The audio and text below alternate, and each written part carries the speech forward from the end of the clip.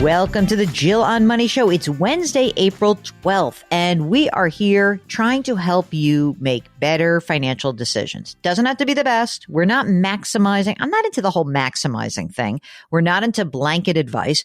We're into having real conversations with you, hearing what's going on, and trying to help you articulate what your goals are, what you want to do, and then hopefully we can bring a few tips to your life so that you can try to get where you want to go. That's it. And if you would like to do that with us, go to our website, jillonmoney.com, click the Contact Us button.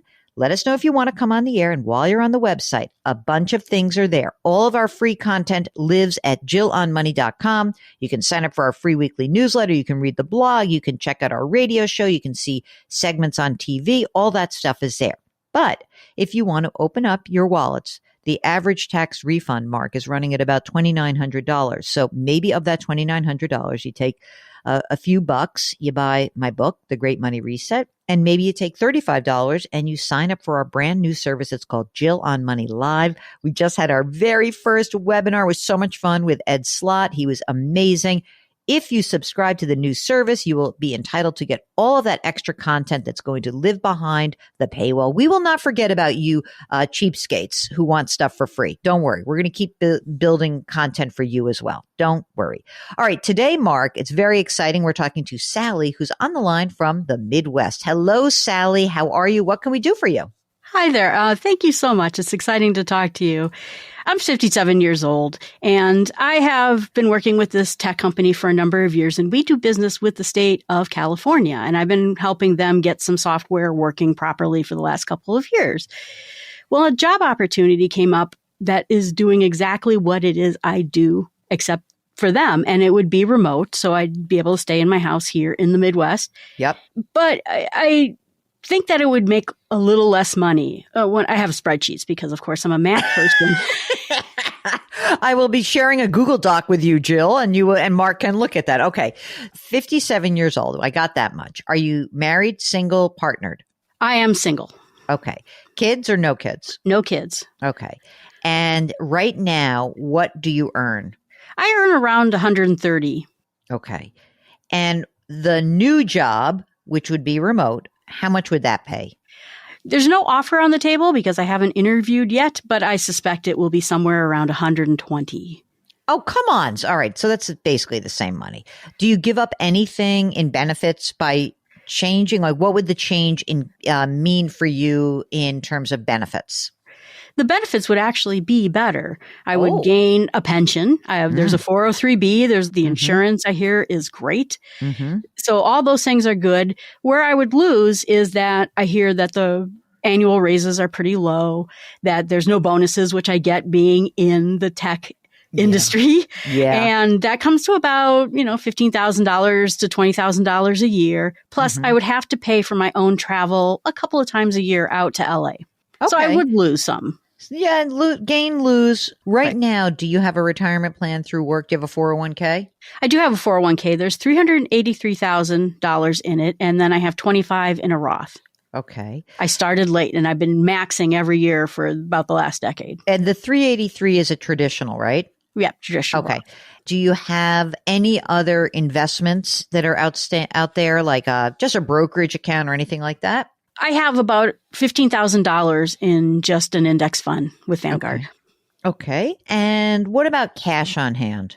Not much. I've been dumping everything I have into my retirement. I have a small amount of consumer debt that crept up on me, and I've been burning that down as fast as I can. So, how much is in the small debt? I have a HELOC running at $19,000, which I'd love to get rid of, and $9,000 in some credit cards that I'm trying to bring down, which I hopefully will soon. Tell me about the house. How much is it worth? It's worth around $400,000. The prices are stable. They'll never go down here. So, and then the outstanding mortgage, not the HELOC, which I get is 19. What is the outstanding mortgage amount? $179. What's the interest rate on that? 4. Okay, yeah, just right at 4. Okay, so right now you're dumping money into your traditional 401k, as you said. Are you putting in the maximum out of that $130,000 salary? Yes, I'm doing the $30,000 for the 401k. The federal limits on everything. At least temporarily, I would pull back and get rid of the credit card. Me too. I tell you what, right now, I'll tell you what I would do. I would go back and say, okay, wait a minute, 30 grand. I would put, where do you get a match? What percentage? 5%.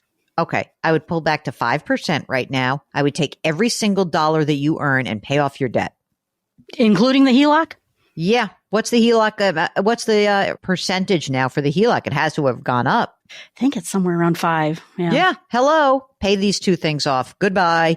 We're done. Right. Okay. So now here's what I think. Number one, pull back 5% in the 401k, all extra dollars, pay off the debt, pay off the HELOC. All right. Temporary. That's all. Temporarily. Okay. Next. What would prevent you? Are you feeling like, I don't feel like having a bonus is that great. I mean, if you have a pension, okay, you're 57 years old. How many years would we have to put in to get a pension? 10 probably, right? At 5, I figure from their calculator, I would bring in about $25,000 a year. 10 years, I would bring in about $43,000 a year. Dude, that is huge. Right. I think that's $1 million, right? In a 401k. Yeah, that is huge. So I'll tell you what, this is a no-brainer to me. Mark, are you ready to take this new job? I am. I want a bonus. I mean, I'm ready to forego my bonus. I want that pension. I want the enhanced benefits. Are you willing to work for 10 more years? Yeah, absolutely. Yeah, you're ready to rock and roll. And buy yourself some trips to LA. Big deal. I would do this. I have to tell you, it feels to me like a rowboat. It's a third source of income. It feels to me, my friends are like, oh, you have a good job. You like your job. Stay where you're at. You'd be doing the same thing and you're going to get a pension. I mean, come on. It's not, I mean, listen, if you said, oh, well, listen, I'm not going to get the bonus. All right. So even if we just look at 10 years, let's say you got 15 grand a year for 10 years. And, maybe you don't get as big a base salary. So maybe it's like 300 or 400 grand, maybe over the next 10 years. Look at how much you gain with that pension. It's huge and it's a guarantee and it's inflation adjusted. So it's not, you don't have to put as much money into your retirement account. You don't have to like sweat it out like, oh, I wonder how my investments are doing. So just think about this. At your age 67, what's your Social Security benefit look like? If I took it at 67, it would be $3,100. But if I took it at 70, I would be at $4,000. And I thought maybe I could use my 401k to buffer me to 70 and take the bigger amount. You can wait till 70 and it would be great. And do you think you could live on that combined income, 43,000 and 48,000, like at age, do you think you could live on that? Everything cool? I think it's more than what I live on right now. All right. I'm done. I love this idea. It just felt so counterintuitive to make less money to get more money, but I thought the math works. It's not that much less. It is not that much less. Exactly. Ignore your friends. Yeah. And you know what? Your friends, they're very nice, but they don't think in terms of like the beauty of what a pension does. That guarantee that is cost of living adjusted. It is such a relief. Every time I talk to someone who has a pension on this show, you hear me go like, it's such a relief. I think you got to do it. I think it's great. And so there's a good excuse. Go see. And you know what? Now maybe your vacations, you're going to say, you know what I'm going to do?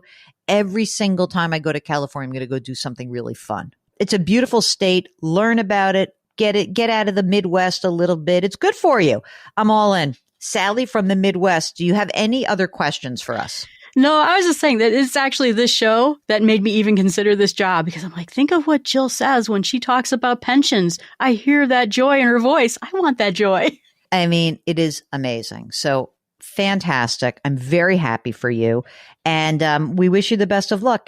Take lots of pictures when you go to LA every single time. A lot of fun things to do in LA. I like it. If you, like Sally, have a job opportunity. It could be more money. It could be less money. It could be a pension. It could be no pension. Maybe you're giving up a pension and that's okay too. It's just a question of what's right for you. Be careful not to check in with your friends so much about stuff they don't really know about, and we would be delighted to assist you. And we really think that for so many of you, having these conversations, it can be life altering and at least even if you don't have to alter your life, it can be illuminating in a different way. And that's why we love the conversations. If you've got a question, go to JillOnMoney.com, click the contact us button. Of course, let us know if you'd be willing to come on the air, do all the fun stuff that we ask you to do all the time. Sign up for the free weekly newsletter, buy my book, The Great Money Reset, and subscribe to the brand new service called Jill on Money Live. All right, put your hands metaphorically on someone's back, change your work, change your wealth, change your life. Thank you for listening. We'll talk to you tomorrow.